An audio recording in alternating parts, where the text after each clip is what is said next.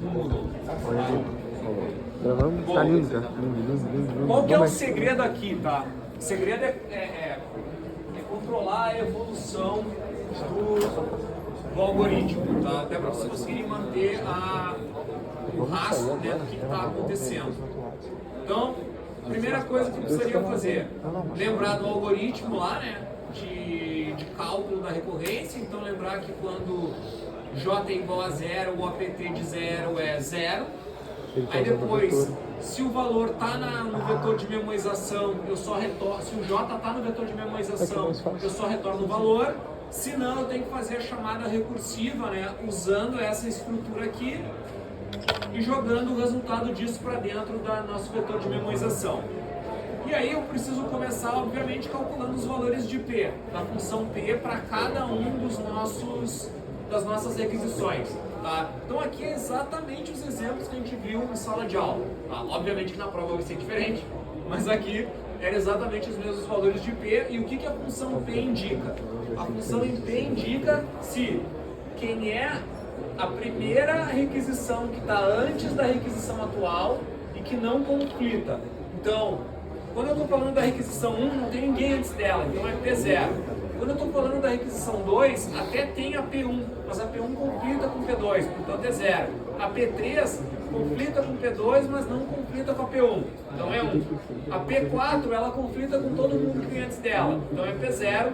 A P5 conflita com todo mundo, não conflita com a 4, mas não conflita com a 3, então é 3.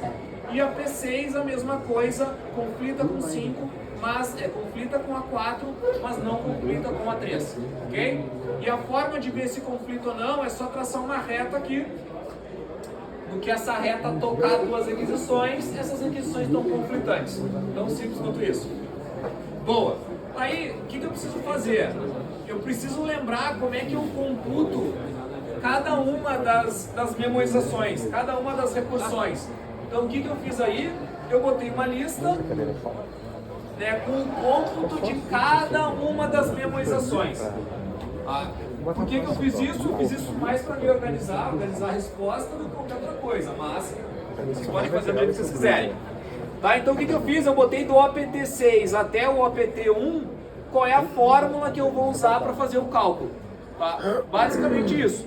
Então, é sempre um max entre V4 mais o mcompute do predecessor ou o mcompute de J-1, certo? O cara que vem antes, ou seja, ou está na solução ou não está na solução, certo? E aí eu montei para todas elas. Aí, lembrando que o APT de 0 é 0 pela definição da recorrência, né? Aqui a gente está definindo que o APT de 0 é 0. Boa! Aí o que eu fiz? Eu montei a árvore. Então, se vocês olharem aqui, eu montei toda a árvore de recorrência. Essa aqui é a árvore completa desse problema. Ah, precisa montar a árvore completa? Não, não precisa, pessoal. É só para vocês entenderem como é que eu estou resolvendo o problema. Vocês não precisam montar a árvore. O que eu fiz? Eu montei a árvore toda. Aí o que eu vou fazer? Eu vou começar pelas partes mais rasas da árvore, pelas partes menos profundas, porque eu já vou começar a levantar as memorizações. Eu vou começar a preencher o meu vetor de memorização e aí eu sei que eu vou usar esse negócio mais para baixo. Então, se eu já descobrir aqui, quando eu chegar aqui para computar, eu já vou ter esse negócio pronto, ok? Então, eu vou começar por esse cara aqui. Quem que é esse cara aí? Só vou dar um zoom aqui. Esse aqui é a quebra de um APT de 6, né? E o APT de 6, ele chama 5 para a esquerda e o predecessor dele, que é o P3, para a direita. Então, o que eu estou fazendo aqui? Eu estou computando, eu estou descendo pela árvore do OP3 e a primeira árvore que eu tenho é a OPT de 1. O OPT de 1 manda 0 para os dois lados, porque quem vem antes de 1 é 0 e o P de 1 é 0, certo? Então, eu vou calcular a memorização. Então, olha só, o meu vetor de memorização ele começa só com um 0 preenchido. Por quê? Porque o valor de 0, o óptimo de 0 é 0. E aí o que eu vou fazer? Então eu sei que o óptimo de 0 é igual a 0, então agora eu vou computar o óptimo de 1. E o que é o óptimo de 1? É o valor de 1 mais o mcompute, né, de P de 1, que nesse caso é 0, e é o max disso com o óptimo de 0. E na verdade o que isso quer dizer de forma prática é o peso de 1 mais a memorização de 0 ou a memorização de 0, certo? Quem que é a memorização de 0? Bom, a gente vem aqui no vetor de memorização, tá 0 aqui. E quem que é o V1?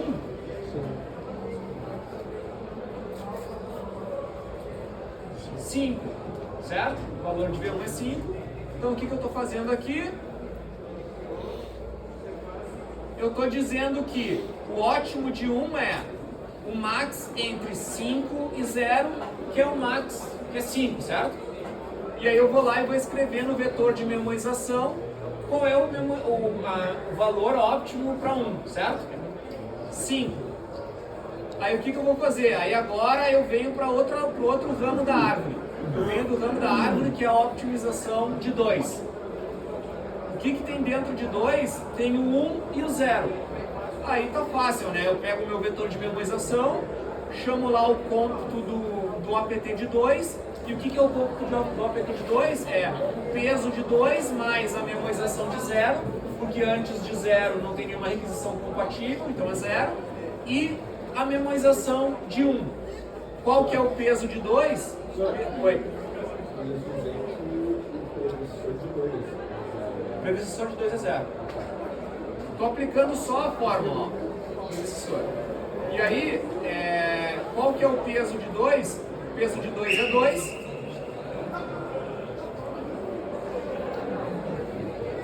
Então a gente faz 2 mais 0 com 5. Qual é o max entre 2 e 5? 5. O que eu escrevo no ótimo de 2? 5. Pessoal, aí eu vou subindo na árvore. Agora eu vou fazer para 3. O 3 é uma combinação de opt de 2 e opt de 1, que eu já tenho computado na minha memorização. Vou aplicar a mesma função de novo e vou chegar em 13 e 5. E aí o ótimo de 3 vai ser 13. Vou escrever isso na memorização. Aí eu volto para a nossa matriz maior e pego do OPT4, que é o outro lado do ramo. O OPT4 é o que? É o OPT3 para um lado e o OPT0 para o outro, que eu já tenho dentro da memorização. Vou lá, aplico de novo e chego que o ótimo de 4 é 13. Vou lá e escrevo 13 no vetor de memorização. Agora eu tenho a minha matriz, desculpa, eu tenho toda a minha árvore até o OPT5. O OPT5 pega quem? Ele pega 4 e 3. Aplico a fórmula do OPT5 e chego em 17. Adiciono 17 no vetor de memorização. Agora o que eu tenho que fazer? Se eu tenho 5, eu tenho 6, certo? Porque agora o 6 nada mais é do que 5 e 3. Então eu venho aqui e computo o max, o APT de 6. Isso nada mais é do que 7 mais 13 e 17, que é 20. E eu completo o meu vetor de memorização. Então, qual é o resultado de OPT de 6? 20. Ok? Boa, essa é a parte para eu chegar no ótimo de 6. Agora eu preciso dizer quais são as requisições que estão dentro desse ótimo. Ou seja, quais foram as requisições que eu escolhi para colocar, porque aqui a gente não escolheu nenhuma, a gente só foi pegando e somando os valores. Aí para fazer isso, eu tenho que me lembrar da função que é find solution. E o que é o find solution? Qual é a solução de um conjunto vazio? 0, vazio. Se não, eu pergunto, o J está dentro da solução? Se ele está dentro da solução, adiciona ele na solução e chama a recursão com o predecessor dele. Se ele não está na solução, chama ele menos 1. Certo? Que é basicamente o que está acontecendo aqui. Então o que a gente faz? A gente começa com S igual a 0 e aí a gente pergunta, find solution de 6. Aí eu pergunto, o M de 6 é maior do que o M de 5? O M de 6 é maior do que o M de 5? 6 está na solução? Então eu adiciono ele na solução. Aí eu vou chamar o predecessor de 6. O predecessor de 6 é o 3, certo? M de 3 é maior do que M de 2? 3 está na solução? Sim. Aí eu chamo o predecessor de 3, que é o 1. M de 1 é maior do que M de 0? Não preciso nem pensar nisso daqui, né? Mas né? E aí, quem são as requisições que estão dentro da solução ótima? 1, 2 e 3. Pessoal, precisa fazer dessa forma como eu fiz? Não, é só uma forma de organizar a forma como o algoritmo está caminhando, tá? Ajuda a não errar. Tá? Então, a minha sugestão é, vocês têm que minimamente, quem botar a resposta direto, 20, 136, e tiver errado o 2 aqui, tá errada a questão inteira. Então a minha sugestão é, demonstrem como é que vocês chegaram nas requisições.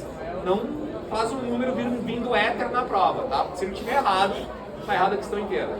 Certo? Legal, pessoal. Era isso. Estudem, leiam os capítulos e leiam os slides.